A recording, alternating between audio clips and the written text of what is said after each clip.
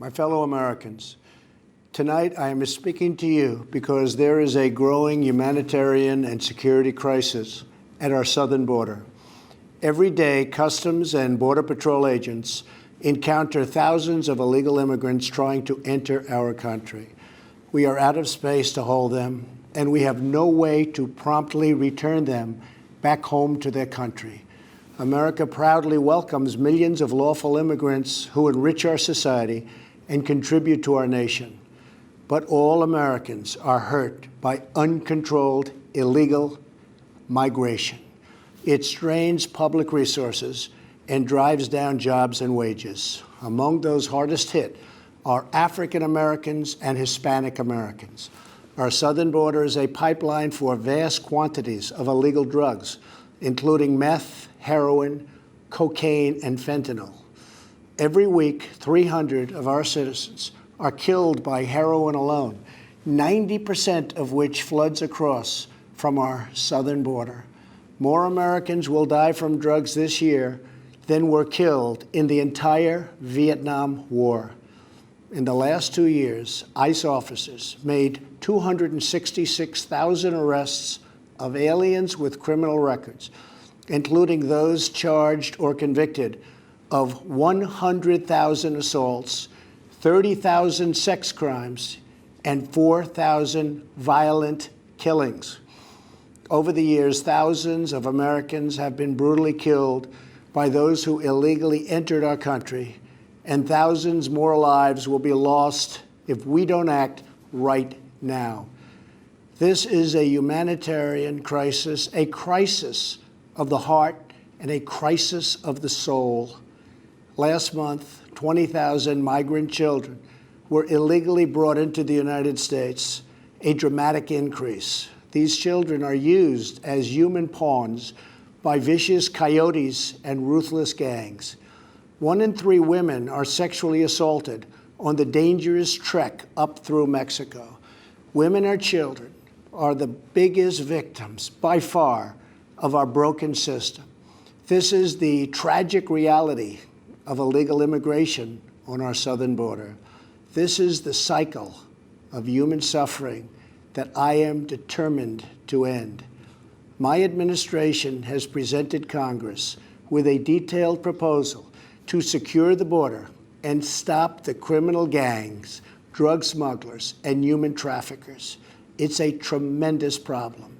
Our proposal was developed by law enforcement professionals and border agents at the Department of Homeland Security. These are the resources they have requested to properly perform their mission and keep America safe, in fact, safer than ever before. The proposal from Homeland Security includes cutting-edge technology for detecting drugs, weapons, illegal contraband, and many other things.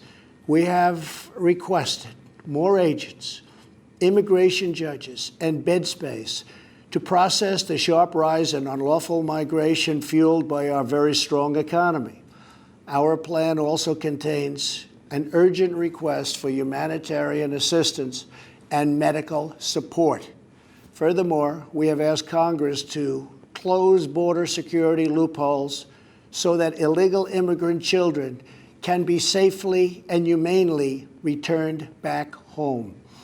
Finally, as part of an overall approach to border security, law enforcement professionals have requested $5.7 billion for a physical barrier.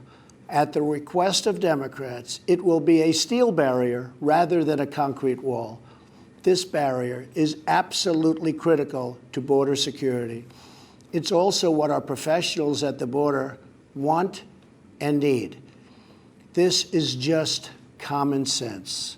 The border wall would very quickly pay for itself. The cost of illegal drugs exceeds $500 billion a year, vastly more than the $5.7 billion we have requested from Congress. The wall will also be paid for indirectly by the great new trade deal we have made with Mexico.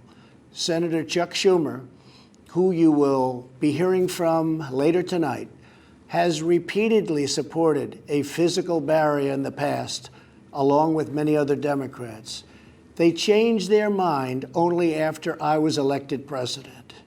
Democrats in Congress have refused to acknowledge the crisis, and they have refused to provide our brave border agents with the tools they desperately need to protect our families and our nation. The federal government remains shut down for one reason, and one reason only, because Democrats will not fund border security. My administration is doing everything in our power to help those impacted by the situation. But the only solution is for Democrats to pass a spending bill that defends our borders and reopens the government. This situation could be solved in a 45-minute meeting. I have invited congressional leadership to the White House tomorrow to get this done. Hopefully, we can rise above partisan politics in order to support national security. Some have suggested a barrier is immoral. Then why do wealthy politicians build walls, fences, and gates around their homes? They don't build walls because they hate the people on the outside, but because they love the people on the inside. The only thing that is immoral is the politicians to do nothing and continue to allow more innocent people to be so horribly victimized. America's heart broke the day after Christmas when a young police officer in California was savagely murdered in cold blood by an illegal alien who just came across the border. The life of an American hero was stolen by someone who had no right to be in our country. Day after day, precious lives are cut short by those who have violated our borders.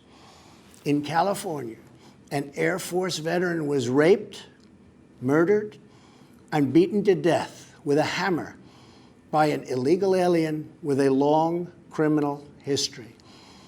In Georgia, an illegal alien was recently charged with murder for killing, beheading, and dismembering his neighbor. In Maryland, MS-13 gang members who arrived in the United States as unaccompanied minors were arrested and charged last year after viciously stabbing and beating a 16-year-old girl. Over the last several years, I've met with dozens of families whose loved ones were stolen by illegal immigration. I've held the hands of the weeping mothers and embraced the grief-stricken fathers. So sad, so terrible. I will never forget the pain in their eyes, the tremble in their voices, and the sadness gripping their souls. How much more American blood must we shed before Congress does its job? To those who refuse to compromise in the name of border security, I would ask, imagine if it was your child, your husband, or your wife whose life was so cruelly shattered and totally broken. To every member of Congress, pass a bill that ends this crisis. To every citizen, call Congress and tell them to finally, after all of these decades, secure our border. This is a choice between right and wrong, justice and injustice. This is about whether we fulfill our sacred duty to the American citizens we serve. When I took the oath of office, I swore to protect our country, and that is what I will always do. So help me God. Thank you and good night.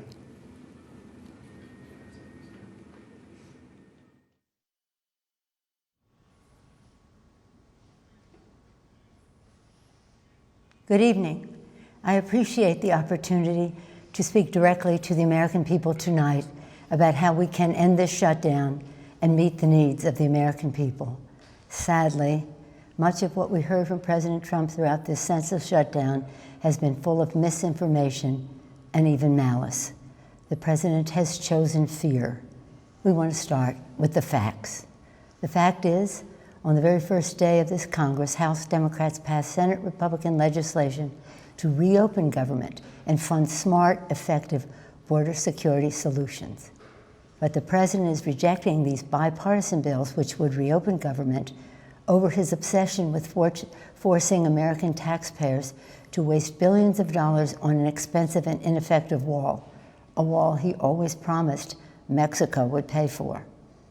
The fact is, President Trump has chosen to hold hostage critical services for the health, safety, and well-being of the American people and withhold the paychecks of 800,000 innocent workers across the nation, many of them veterans.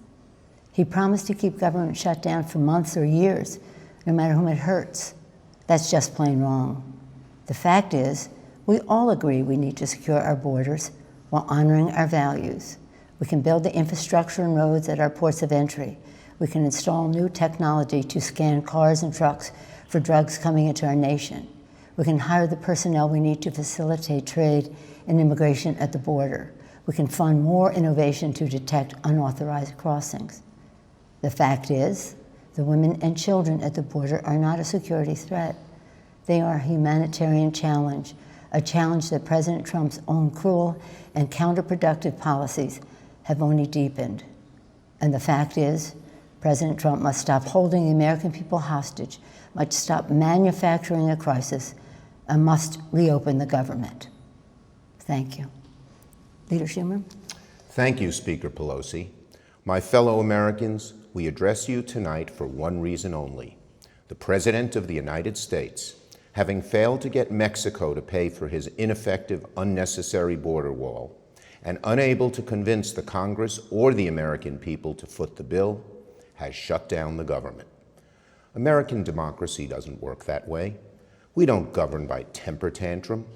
No president should pound the table and demand he gets his way, or else the government shuts down, hurting millions of Americans who are treated as leverage. Tonight, and throughout this debate and throughout his presidency, President Trump has appealed to fear, not facts, division, not unity.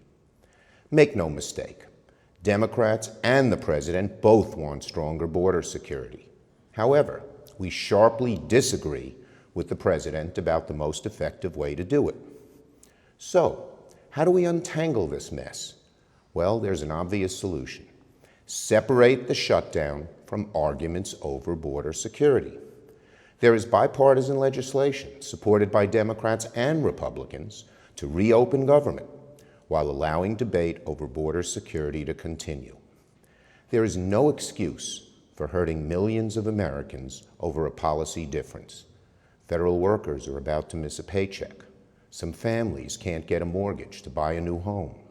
Farmers and small businesses won't get loans they desperately need. Most presidents have used Oval Office addresses for noble purposes.